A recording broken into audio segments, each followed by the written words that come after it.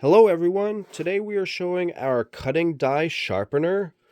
So this tool is used to sharpen the ASTM or ISO cutting dies. So you can see here we have our ribbon steel cutting die or our steel rule die. This one is embedded in foam, and in order to get to the cutting edge you have to cut back the foam.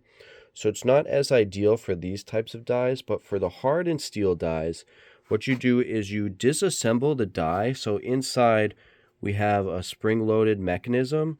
So you can go on the back here and basically unscrew all of these bolts and partially disassemble the die to remove the center spring-loaded retracting piece.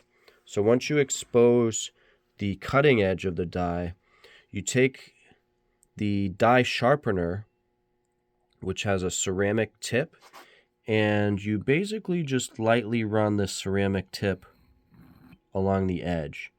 And you want to apply maybe 1 or 2 pounds of force. You really don't need to push too hard, almost similar to writing with a pencil, the same amount of force as that.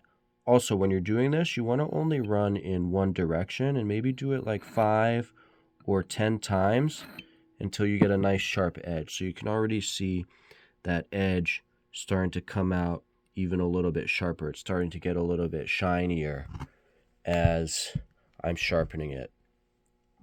So again, what you do, you disassemble the die, pull out this middle piece, and then it's all open, and you run this along all of the edges. So even with the corner, you go all in one direction and nice and easy around the corner. So again, this is the die sharpener.